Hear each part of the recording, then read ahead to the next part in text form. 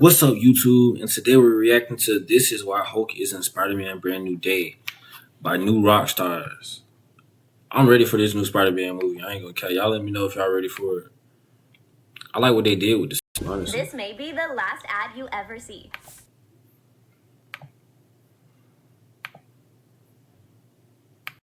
Welcome back to New Rockstars. I'm Eric Voss, and we need to talk about the Hulk in Spider-Man Brand New Day. Mark Ruffalo is confirmed to join the cast of this 2026 fourth Tom Holland Spider-Man movie, along with John Bernthal, Frank Castle, Punisher, Michael Mando, Matt Gargan, Scorpion, Sadie Sink in an unknown role, and a number of others. And while we talked about Hulk in the abstract and why the Punisher might hate his guts, there's another element to the Hulk in this Spider-Man movie that could explain why he's the perfect MCU character to team Peter Parker up with. So let's explain, does Hulk remember that Peter Parker is Spider-Man? From the earliest days that the Hulk was even rumored to appear in this movie, the speculation went that the Hulk would not be the smart Hulk form from Avengers Endgame and She-Hulk, but rather the classic Savage Hulk from The Incredible Hulk, The Avengers, Avengers Age of Ultron, Thor Ragnarok, Avengers Infinity War, and that What If episode where he popped. And just in the past week, rumors from toy reviewer outlets about the upcoming releases from Hasbro's Marvel Legends series in 2026 have indicated that the Hulk in that lineup might be a Savage Hulk version of the character. The Marvel Legends series tends to be versions of the characters we see in the Marvel Studios films and streaming series. This is not confirmed, but it is what many of us are expecting to see in Brand New Day. The Smart Hulk form that we've gotten to know was a product of Bruce Banner's experiments during the blip period, as he explained in Avengers Endgame. 18 months in the gamma lab. I put the brains and the brawn together. And now look at me. Best of both worlds. The best? This guy couldn't handle getting thunderclapped by his cousin and made us all hang out with his stupid son with the terrible haircut. The She-Hulk series did show us that Gamma Lab that Bruce referred to, part of a Mexican beach house with a great bar, where Bruce and Tony spent some time talking about whether Steve Rogers was a virgin. This is where I spent the blip fixing myself and integrating the Hulk Banner identities. Tony built it for me a few years ago. Tony Stark. He used to joke that it was a loaner, that one day he'd just swing by and take it back. But since movies like Ragnarok and Infinity War suggested that the Bruce Banner identity and the Hulk identity were two different consciousnesses with separated memories, ever since Banner achieved this new Smart Hulk form in the first 18 months of the blip, we've all been wondering, then what happened to that other Savage Hulk personality? Is he dormant and sleeping? Is he constantly screaming in the back of Bruce's mind like an imprisoned passenger in a Black Mirror episode? Was he banished to some other kind of realm of metaphysical existence? And for the purposes of Spider-Man Brand New Day, does that Savage Hulk, if he still exists somewhere, remember that Peter Parker is Spider-Man after the memory wipe spell that ended Spider-Man No Way Home? The Runes of Kof-Kal. Is a submerged gamma-irradiated consciousness immune to that kind of magic? It's a complicated question. Well, Peter Parker being an anonymous hero and a stranger to his past loved ones will continue to be an important plot detail in Brand New Day, as Kevin Feige confirmed in a press roundtable on July 18th. He said, "I think there's a promise at the end of No Way Home that, for as sad as it is, that Peter is forgotten by everyone in his life." So how does that memory spell work for Hulk? Well, 3.5 years ago, shortly after Spider-Man No Way Home released, I made this very thorough video that explained the logic of Doctor Strange's memory wipe spell to the best of my ability, based on what the screenwriters had established and other clues in the final minutes of No Way Home. What I came up with were the 4 rules for how the memory wipe spell works. 1, everyone still alive who knew that Peter Parker was Spider-Man no longer remembers. 2, everyone still alive who had any relationship whatsoever to Peter Parker now views him as a stranger. 3, reality itself has been rewritten to alter all physical records of Peter Parker into a new replacement history. And 4, Spider-Man still exists in the historical record, but he was never unmasked. So the basic premise is that everyone in the MCU still remembers Spider-Man and everything that the superhero vigilante Spider-Man did, both on his own and with the Avengers, but they all kind of have a facial blindness and foggy memory as to who the kid is under the mask. They don't remember the second part of Mysterio's message at the end of Far From Home that revealed Spider-Man's identity. And any digital or physical evidence pertaining to Peter Parker publicly identified as Spider-Man, or any records of Peter Parker at all 2024 or earlier in the MCU. That movie was crazy too, man. That was one of my favorite Spider-Man movies when all the Spider-Man came to, or no, that's not that one. But that was a good movie too. Were erased That's from not that one, existence. though. The screenwriters of Spider-Man No Way Home, who returned to write the script for Spider-Man Brand New Day, explained the memory wipe spell logic as they saw it to Variety at the time. Eric Summers and Chris McKenna said they talked at length about the implications of the spell and how to address it in No Way Home. Here's what the Variety article said. We were like, do we do a Back to the Future kind of thing where you see him fading out of photos? Summers says, does he still have a driver's license or a passport? It just led to more questions. So they punted. We decided, let's try to do it in the most satisfying way and just focus on the emotion of it, Summers says. And then if people have questions about some of those details that didn't get answered here, we'll answer them hopefully in another movie somewhere down the line. Obviously, some sort of magical redaction has occurred, McKenna adds. At the end of all this, we didn't want a lot of people trying to do magical math in their head. Amy Pascal suggested looking to the 1978 Warren Beatty comedy Heaven Can Wait for a solution. People had these experiences, but they start forgetting the person they knew, but they were still affected by the events that happened, McKenna explained. Magical redaction and answer them hopefully in another movie somewhere down the line? Well, now with this fourth movie, it seems like they're making good on that promise. Summer nights used to be the worst. I'd lay awake covered in a thin layer of sweat no matter what the AC was doing. Miracle made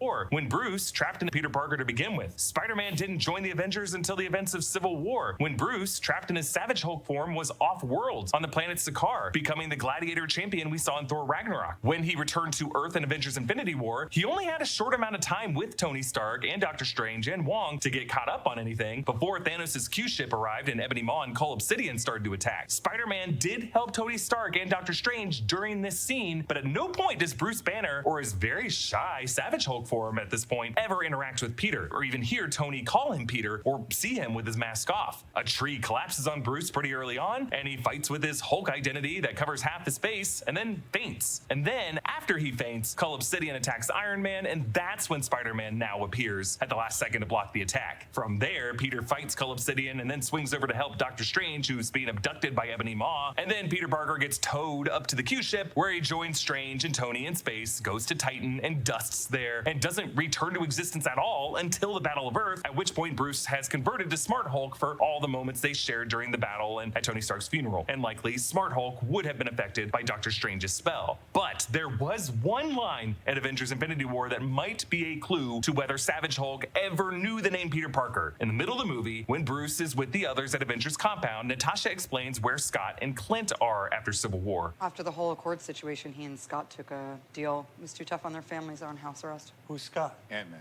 There's an Ant-Man and a Spider-Man? Aha! So this implies that at some point off screen in this movie, the other Avengers were hanging out with Bruce on the compound and briefed Bruce on the new allies that had joined them, including Spider-Man. And Bruce probably got the lowdown on this kid. And while it wasn't initially clear how many of the Avengers knew that Peter Parker was Spider-Man after Civil War, we know the Avengers archives kept Peter's face on file because his face was listed among the dusted in the opening act of Avengers Endgame. Now, yes, in those Endgame opening scenes, Bruce Banner was not yet Smart Hulk, but Savage Hulk had stayed buried at that point because remember, Banner only was active during these opening minutes while he was in the Hulkbuster armor. So the question then becomes, did at some point Bruce get into another argument with Savage Hulk during those off-screen Infinity War moments at the compound where Savage Hulk could have popped back up and seen that dopey headshot of Peter Parker on a hollow screen? And would Savage Hulk have cared enough to have clocked that information and stored it after all these years of dormancy? Would Eric Summers and Chris McKenna have bothered tracking all of this stuff to feel confident enough writing this into their screenplay for the fourth film? Is anyone at Marvel Studios tracking the continuity with this level of obsession to feel confident enough to advise them to put it in there? I don't know. But when it comes to the magical redaction Summers and McKenna referred to for Doctor Strange's memory wipe, it's not clear if that magic would affect submerged, dormant alter egos born out of gamma radiation. But if Bruce could have buried Savage Hulk deep enough to stop that monster from ever coming out and regaining control, and if Ragnarok and Infinity War were specific that both of those forms have completely separate memories.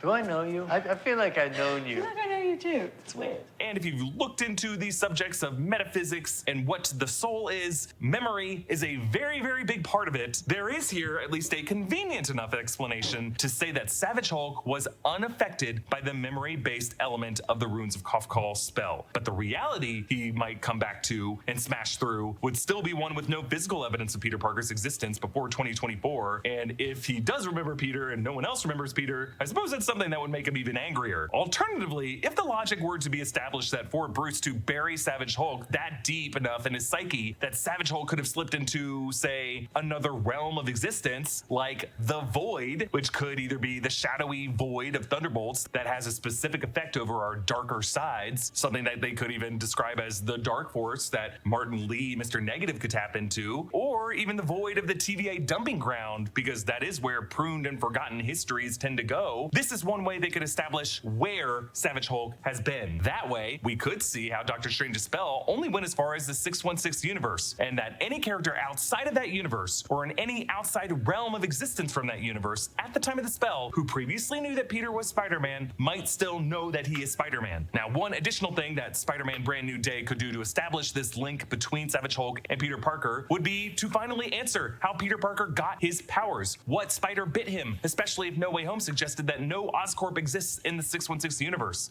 Someone's living in my house. Oscorp doesn't exist. Well, there's actually another January 2022 video that touched on this on New Rockstars. The theory I have long believed is that since the MCU Peter Parker got his powers, quote, 6 months before the events of Civil War, that would mean that Peter would have had to have run into some spider in the New York area in 2015, which would have been shortly after the Avengers left Avengers Tower and moved upstate to the compound. Why is this important? Well, I've also theorized that Banner and Tony must have had some kind of Gamma Lab 1.0 in the tower where they had that workshop in Avengers Age of Ultron, because during that time, they were working a lot on helping Banner stabilize his Hulk powers. That's why Tony had Veronica and the Hulkbuster armor. So when the Avengers moved out, maybe Peter Parker, being the Iron Man nerd he always was, snooped around the tower and got bitten by a spider that happened to be gamma irradiated from that Gamma Lab. That could be how Tony Stark even knew to find this kid leading up to Civil War, how he knew who this kid in the YouTube videos was. The bite could have happened on Tony's property from a lab that Bruce Banner helped build. So if that's the case, and if we learn that Bruce Banner made that connection at any point in the past, maybe in the 18 months after Tony died, but before he became Smart Hulk, then yeah, Savage Hulk might be the one soul in the 616 universe who still remembers that Peter Parker is Spider-Man. So does Savage Hulk remember that Peter Parker is Spider-Man? It's possible. And does Savage Hulk remember 9/11? Probably not, because like many of the people who yell at me on the internet, he wasn't alive yet when it happened. I think I explained this to the best of my ability, but comment down below with your thoughts, and a special thanks to one This of was a our good fans, video. is it Jeremy Shout out New Dunn? Rockstars. That was pretty cool. I'm ready for this movie already, but this shit don't come out till like next year, I think. I'm a really big Spider-Man fan, bro. Y'all let me know which Spider-Man movie was y'all favorite Spider-Man movie, bro. Don't forget to like, comment, and subscribe. And with that being said, I'm out.